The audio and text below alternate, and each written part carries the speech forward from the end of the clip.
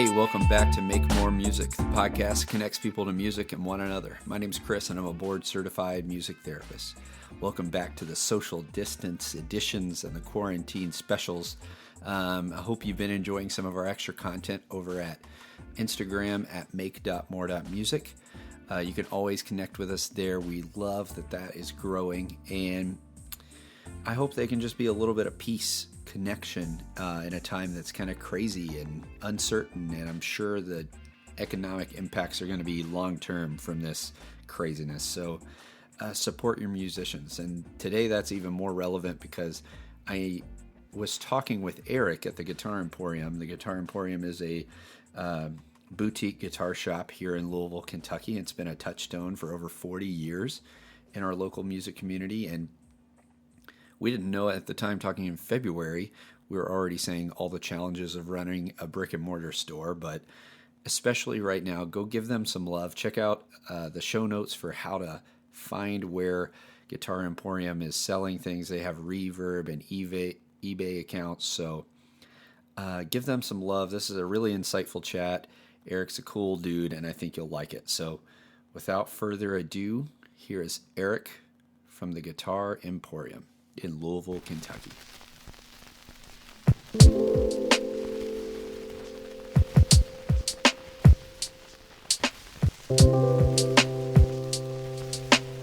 All right, Eric, thanks for coming on to Make More Music. Good to see you, Chris. Yeah, absolutely. This is fun. I haven't done too many in person, so just being in the shop, it's inspiring to see all the pretty guitars all around. Yes.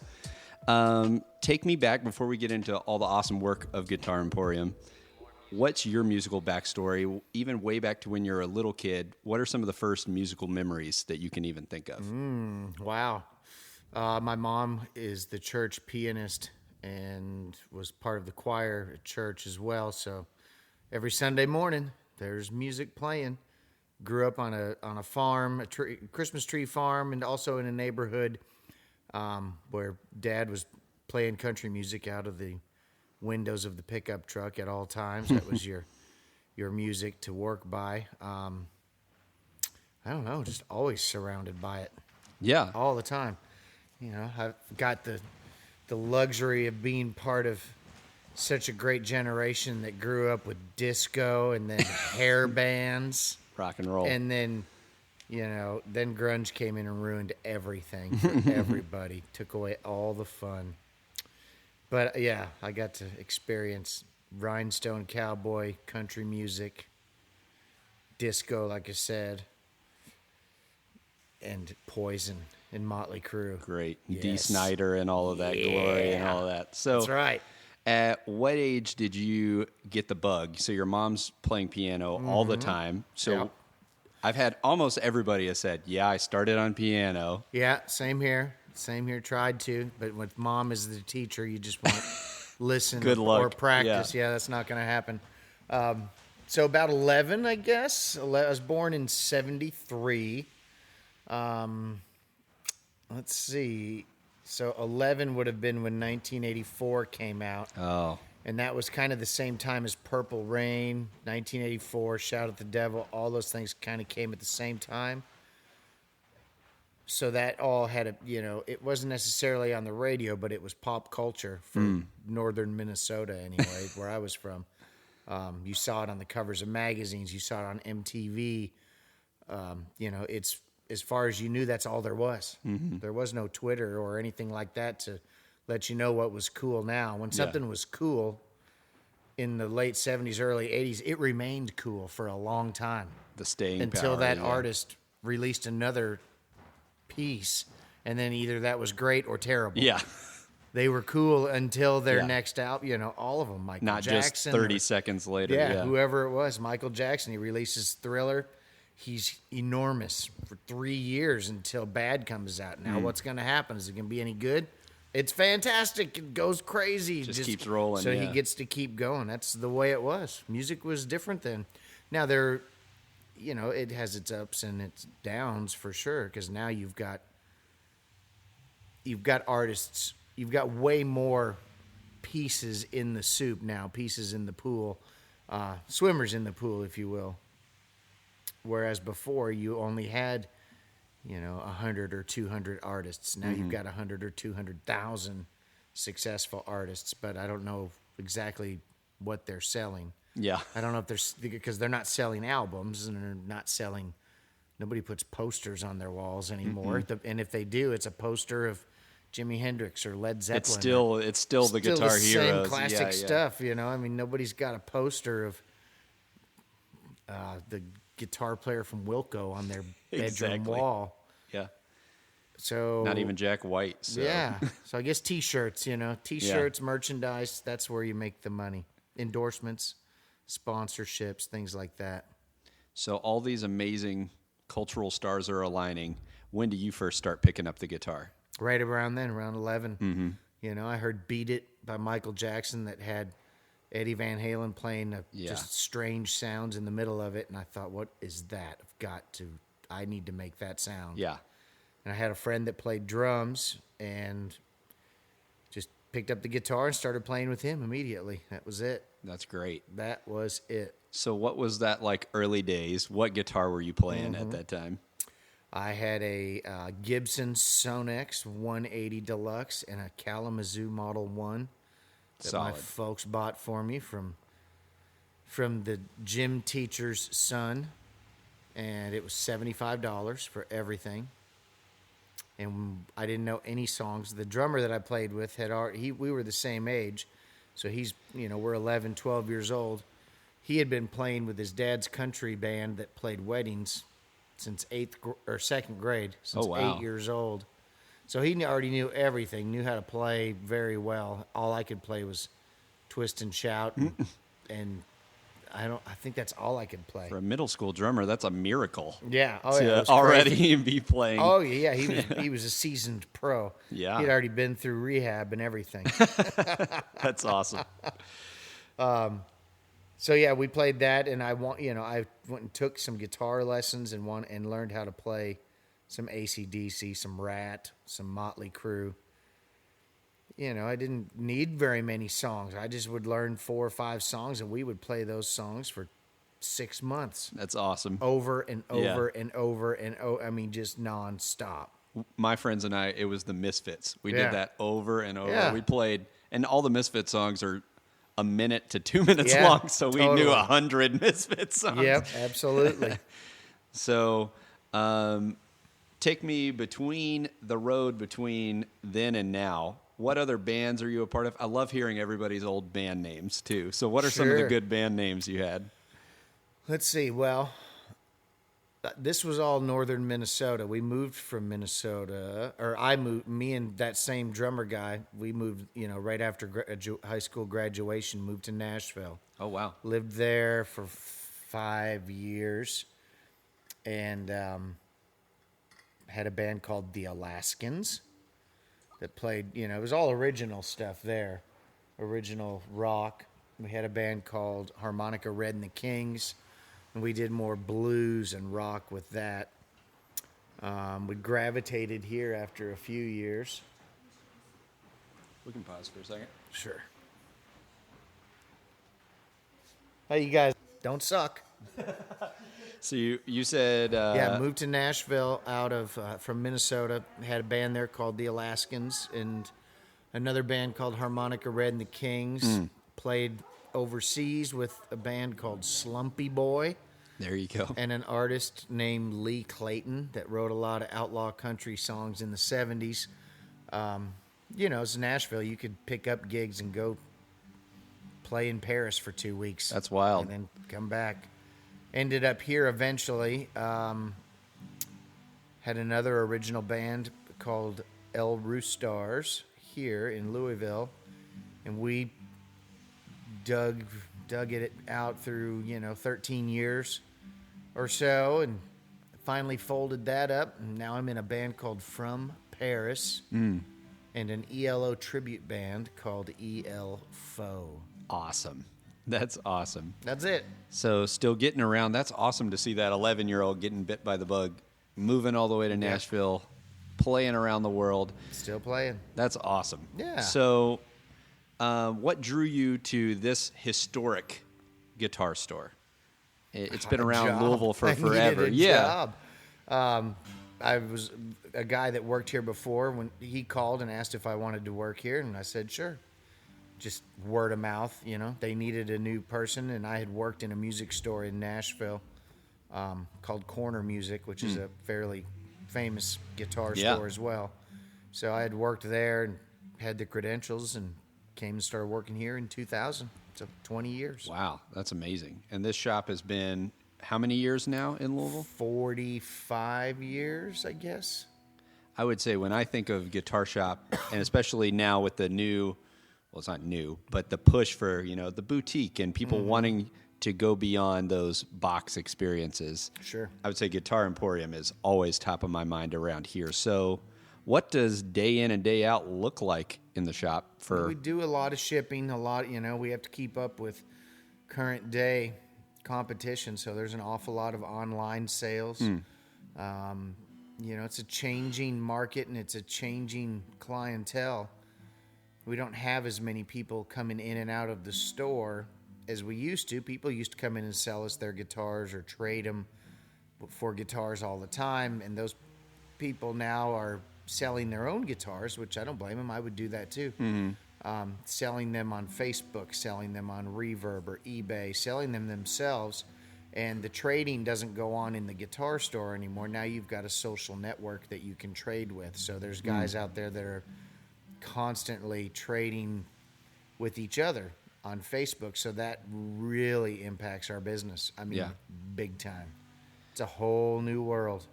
So, about and that adaptation. It gives I think it gives the false idea occasionally to new buyers, like, oh, I shouldn't go to the music store because I'm going to get ripped off. I need to trade with the guys on the Facebook page because that's where the good deals are. And then these people will come in here to the store a couple of weeks after their deal that they've done and find that they got ripped off. Yeah. You know, like, well, the guy told me it was worth this. I'm like, where was this genius, you know, expert that, Did you look in that up? It was in the parking lot of on Shelbyville Road at a McDonald's. Oh, well, that is where sounds legit. where the experts work. So yeah, I get that. Anyway, but it, you know, it just, you got to roll with the changes for sure. And we do, we do what we can. Try to provide items that you can't get at every store, you know. We've made conscious efforts to get rid of some of the brands like Fender and these enormous companies because they'll let anybody sell their product. All you got to do is have money. So you'd walk in here and it would look the same as Guitar Center and Mom's Music and everyone else, and Willis, everyone else that was a Fender dealer. You get buried in it. So the one thing we try to do is offer something different to this new clientele because they can't get their Suhr guitars or as many Rickenbacker guitars. Beautiful Suhrs on the wall. Things like that, you know. We just try to carry something different. And what does that shipping even look like? Is that something y'all are doing in-house and then sending out? Or? Oh, yeah, every morning. We start every morning with processing orders that have either been done on the website or on Reverb or eBay. Or just email, telephone, and stuff like that. We ship all over the world. You know, we may have a couple of things going via the post office to most of our international is done via the U.S. Postal Service. It's cheaper. You know, I think just in the last week we've shipped to Spain and Italy, Sweden, and then, of course, all over the United States. If they'll pay the shipping, we'll send it to them. Wow. And I can see that the adaptation, I mean, you've still got all these beautiful guitars here. Y'all are still moving products. So I think you're doing a lot of the response that I see. I can get on Reverb and see what an awesome shop in Portland's doing. So I'm sure y'all are building a following of people that are interested in your own things too. What else goes on in the shop? I know there's lessons. Yep. Lessons every day. We have guitar repair, no amplifier repair. We sell a lot of effects pedals and accessories. We've got a dog that works here. Her name is Gus. She's a full-time employee, puts in 40 hours a week. She works in the guitar repair shop, but she's been trained, and she comes out to the front and fetches guitar strings and things like that for her mom that works in the shop. So that's pretty unique. We've got her on our T-shirt. She's one of our mascots. She's been here for 14 years. That's most of it. Lessons and repairs. It's still got a little bit of the barbershop vibe. I mean, we've got guys that come in here almost every day that that maybe buy something once a year. But they come here to have their coffee and bug the piss out of us all, I guess. Give you gray hairs and whatnot. Yeah.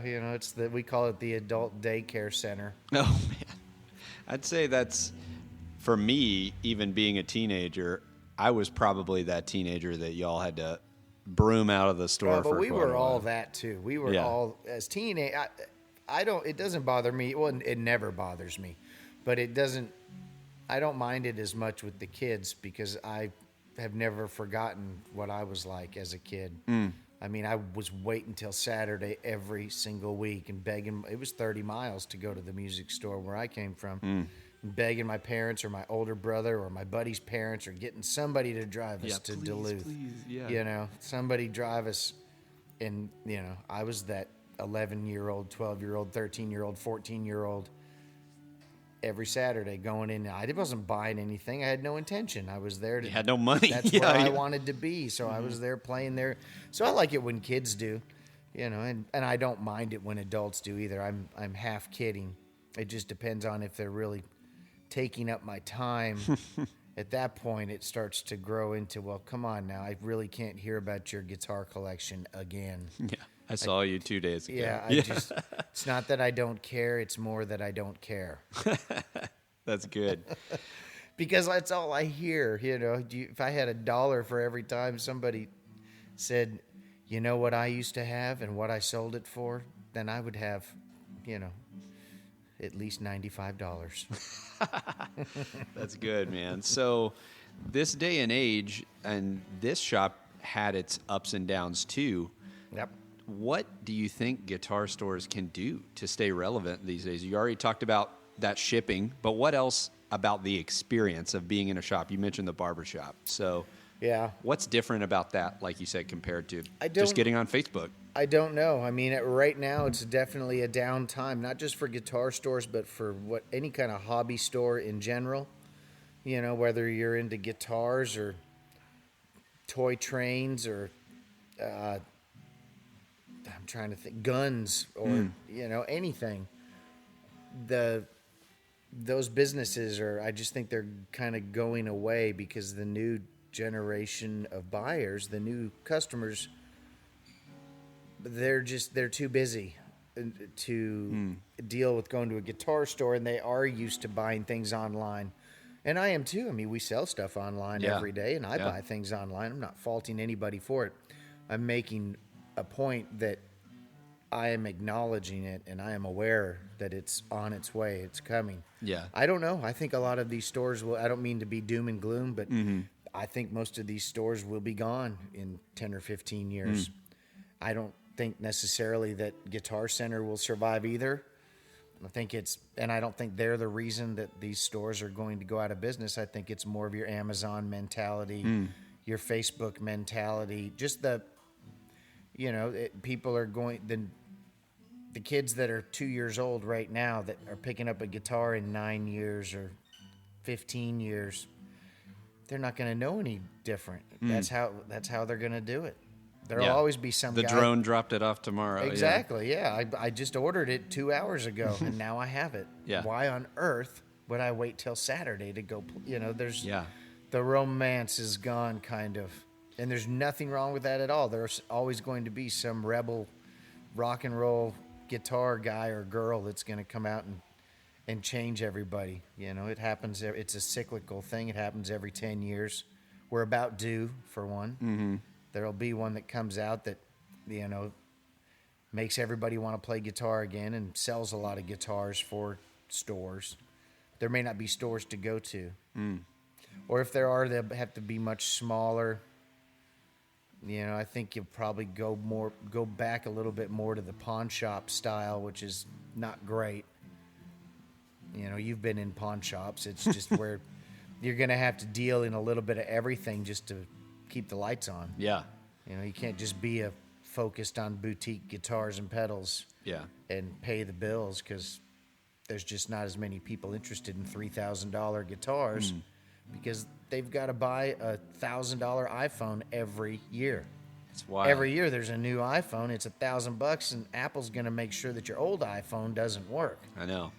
They lock you out real fast. What 18 to 38-year-old has the money to spend on toys? You know, you've got a car payment, you've got a house, whether it's rent, mortgage, whatever you've got, like I said, you've got a phone bill. I mean, the phone bill is $100 to $200 a month. You've got to pay for Wi-Fi. You've got a Mac. How much is a laptop these days? A cheap one, the cheapest ones are $700, $800, $900. Yeah. And it goes on and on. We've got electricity. We've got gasoline and entertainment budget, food, all of that stuff. We've got just tons and tons of bills that we take on as American society, whereas the guitar business was driven by the baby boomers and people that had maybe 3 bills. They had a mortgage, maybe a car payment, and utilities. That's it. There was a lot more margin. There was not even cable TV, so they were able to save money. That's probably why a lot of our parents have savings accounts Retirement, and whatnot. Whereas we are all just spending every penny that we have and still having. You can still make a good amount of money and still spend every penny. It goes away somehow. Yeah, every penny you've got during the month. I mean, it's nuts. So my point. Oh God, I shouldn't say my point because I went really a long way around the track there.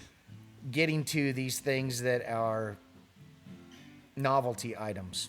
They are not necessities. They're guitars, and maybe the new generation isn't concerned with having 20 or 30 guitars.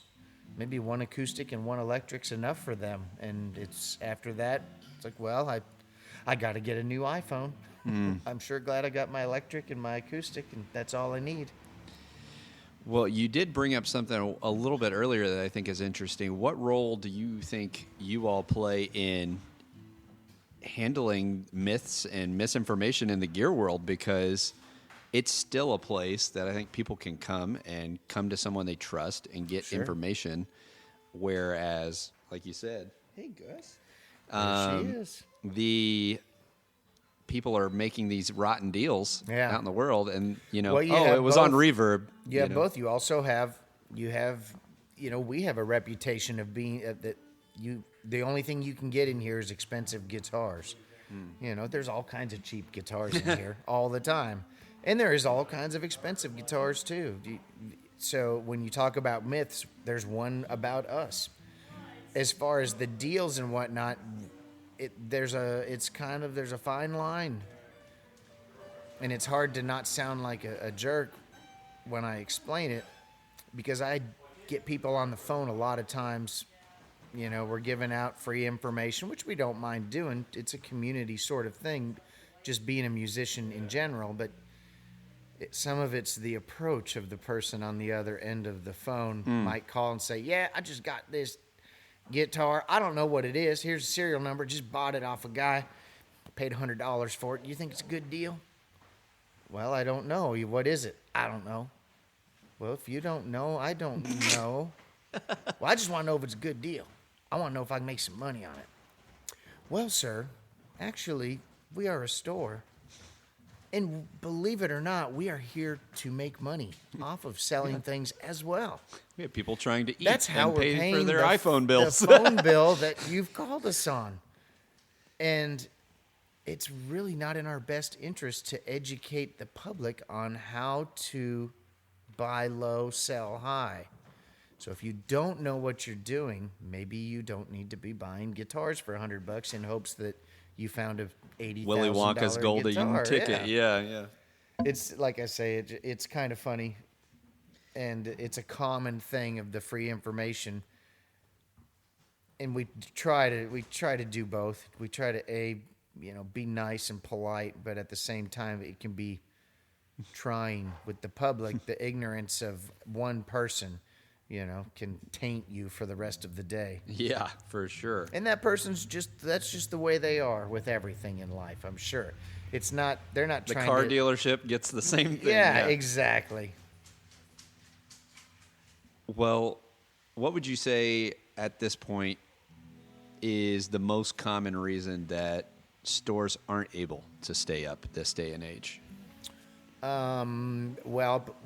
Blanketed, I would have to say it's the internet, even though we sell on the internet all the time. The internet's keeping us afloat.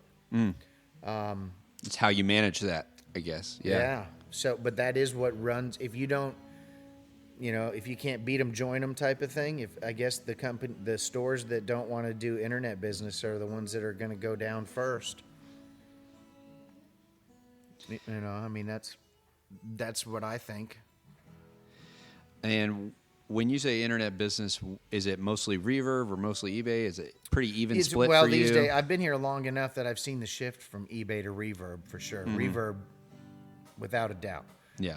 I'd say in order, it's Reverb, and then website, and then, Facebook and Instagram posts, random. We'll get bites every now and then. Emails. Yeah. We've got a 6,000 member email list, but you send that out, you might sell one guitar off of it, which is great. That's why we sent it out, was to sell one guitar. That just goes to show the quantity and the amount of people that you have to get something in front of before one person. Yeah. And I think people underestimate that because, I've sold something on Craigslist before or whatever. So absolutely. This day and age in a shop, when, like you said, music's changed so much, what would you say is that reason of how and why you all still feel that role of inspiring people to make more music? Well, the first answer to that, unfortunately, is this is a job. We come here to get paid to support our families. Yeah. And to buy more guitars. Yeah, you got to get a couple iPhones. more. Yeah. So that's number one. Number two is life's short. There's no reason to be a jerk, and like I said, I still remember that 11-year-old kid. So anytime an 11 or 12-year-old kid comes in here, I have a soft spot for it. So that encourages me to want to help and or answer questions and or just smile and be somewhat supportive of every generation that's coming, because you got to hope that people keep playing. There's a lot of things to do besides play guitar now. There didn't used to be. You played football or basketball or hockey or whatever, or maybe you played music, and you could still play music. Maybe you were an artist, or a writer, or you basically had sports and you had arts. And now you have sports, and you have arts, and you have video games, and you have staring at your phone watching YouTube videos of people reviewing sneakers, and you have kids watching people play video games. Or play with toys. Yeah. Or play with toys, or, it's the social, not just social media, but the obsession with celebrity, which again has always been there, but the access to it's so different that now. You have now. There's just no time to play guitar, or drums, or be a comedian or whatever. I say that because Jake's up there. He does stand-up comedy and great stuff like that, and I'm sure that he sees a decline in it, or is young enough that he didn't get to see when that was like when comedians were rock stars.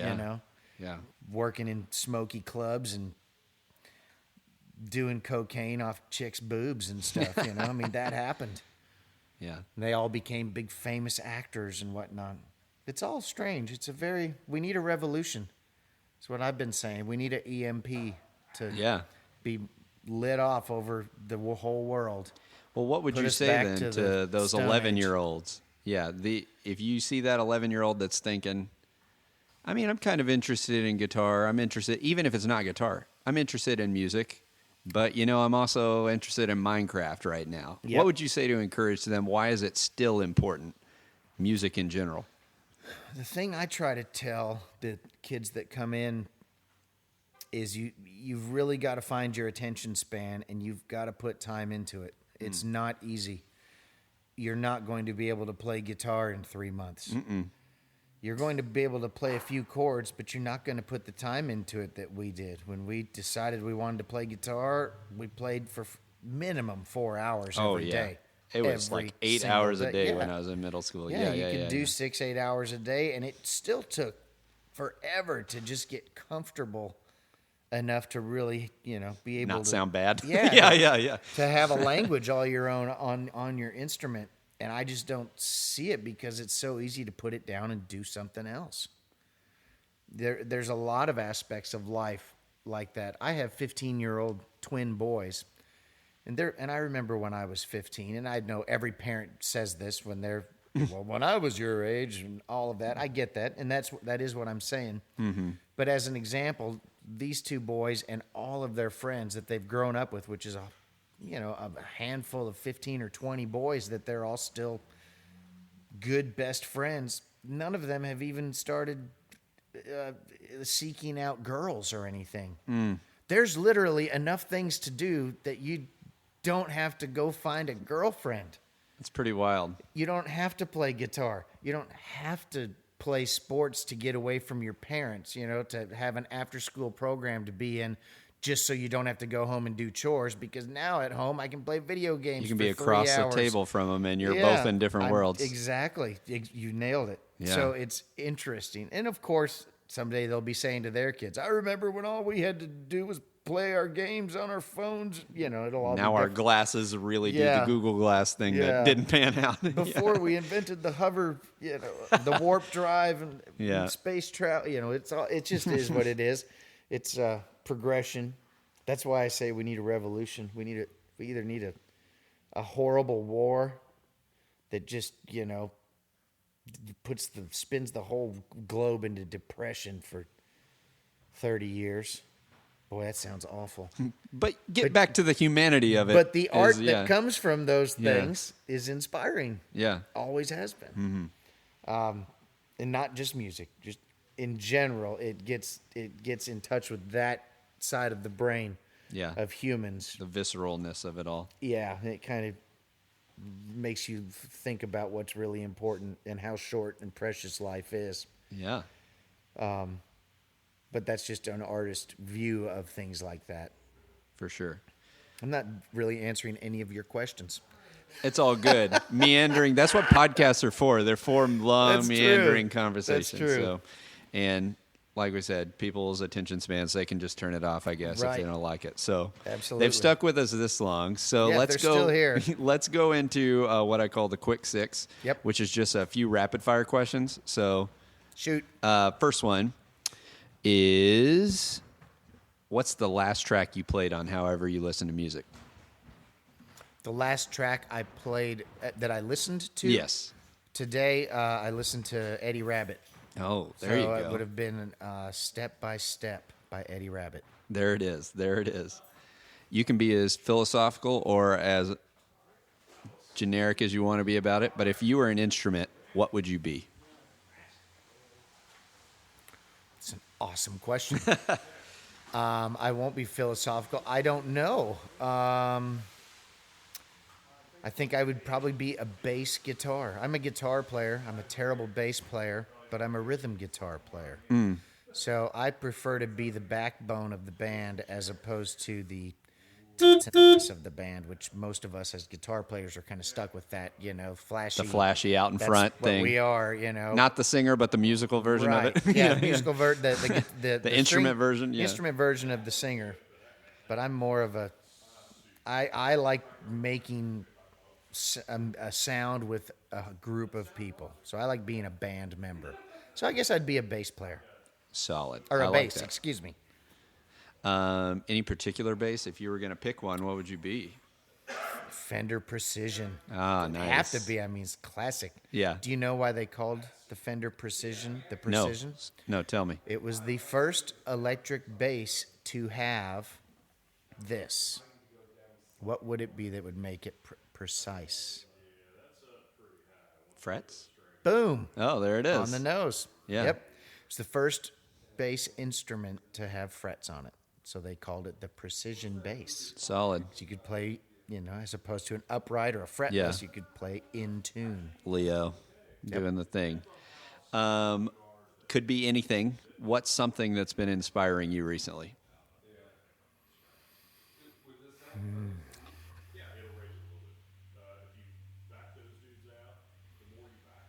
I had a heart attack in September. That was pretty inspiring. Jeez Louise, So yeah. I've changed my diet and my lifestyle and whatnot for sure. I think probably that. Yeah. And then, I'm guilty as much as anyone of, I think you can have the short attention span inspiration from binging series like Netflix, Absolutely. and Amazon, Yeah, or whatever. yeah. Like I find I forget about the series as soon as it's over, and I'm looking for another. Amnesia, yeah. And you do get that emotion of that series, whether it's the director or the message or the actors or whatever it is. I think that is always, that kind of inspires people. That's good. What show have you recently, or is it already gone? It's constantly changing. It used as not that long ago we would do this with DVDs, and you're old enough that you probably did that too. We'd go next door to the Book and Music and get the DVD. Watch a whole season of Friends. Friends or Lost or whatever, and you could. That concept was just mind blowing that you could watch and not have to wait a week in between episodes. Right now I'm watching The Expanse, which is Amazon. I love the space I don't know that stuff. one. Yeah. I don't even know if I like it, but I love you're in. it. But Yeah. I like the imagery so much. Yeah. The space imagery looks really cool, and the ships look neat, and so that's the other thing is I think quantity over quality is going to be. That's probably something that people like you and I that are maybe in the film industry and or writers or whatever are probably having the same complaints that I'm having. Furiously. Going, God, they'll just put out any dreck and the public will watch it. Because it has to be a flashy new thing. It's got to keep going, yeah. Yeah. Goodness. Any facet of life, this might even be good considering, the heart attack transformation.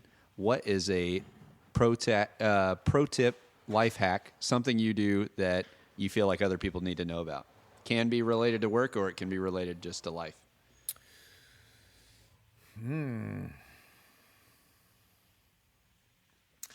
I don't have one. It's too generic with the diet change and whatnot. There's plenty of people that eat cheese and meat and smoke 2 packs a day and drink tequila all night 110 long. years that old. Live to be 110. Yeah. So I don't have one. Pro tip: keep your bathroom clean.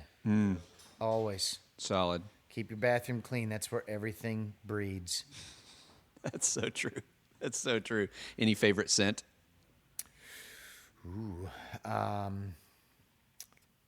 Lavender. I don't even know why I say that. I'm just Nice and calm. trying to think Nice of and a fancy calm. word. Ginger, lavender, spice. Cinnamon spice. Yeah, thank yeah, you. there you go. Yeah, Yes. yeah. Pumpkin spice or something. Right. Yeah. Oh, there yeah. you go. That's it. That's it. Sounds like this is probably gone, so this might be a painful one. But what's okay. a go-to junk food? Oh, gosh. Nachos for sure. Oh, Cheese, great. chips, meat, all chips. I grew up in Minnesota, so anything salty, potato chips, I love them. Awesome. Lastly, can be anybody as well. What's a person, project, or organization that you feel like deserves a little bit of praise and for you to lift up?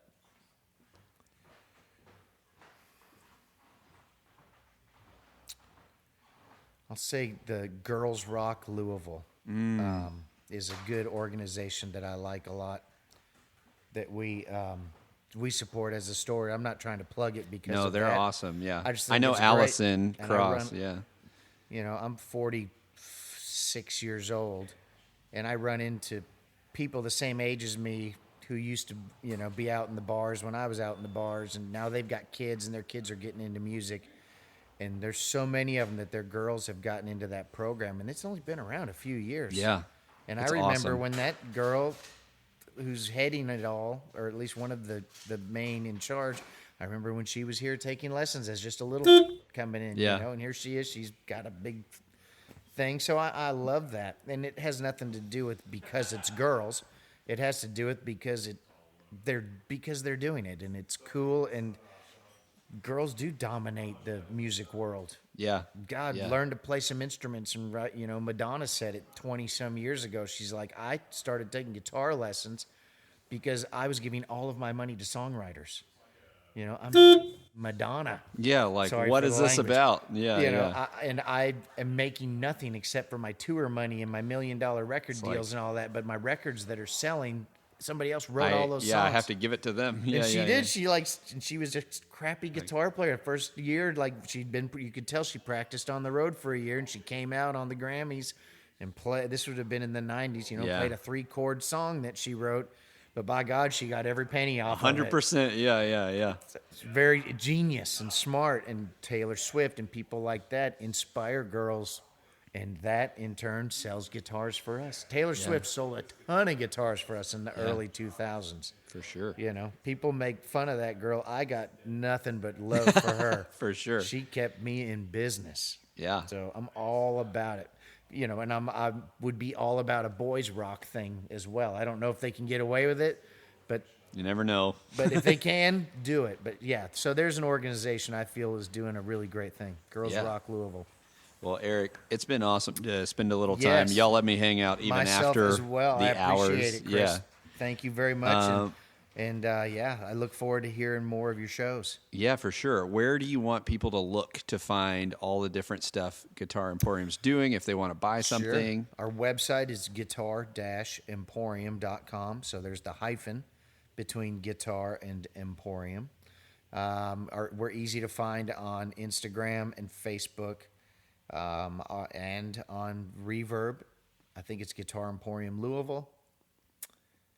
Yeah, that's it. And I'll double check so that we'll make sure that's all in the show We're notes still and stuff. an old school store, but there's not a young guy here to keep us up to date with social media and all of that. So we are a little bit slow, but we try. Our website is usually within 24 hours up to date. Yeah. That's pretty good considering there's no staff doing, That's not like anybody, got one a person's. guy. Yeah. He's right there. There he is. That's our web staff. we have a dude. Well, awesome, man. I appreciate the time. Thank you, Chris. I appreciate it too. For Eric, I'm Chris. Everybody, we're signing off. Remember, give more grace, share more love, and make more music. Amen. All right. Thanks for tuning in this week. Don't forget, you can connect with the podcast at makemoremusicpodcast@gmail.com, or please follow us on Instagram at make.more.music.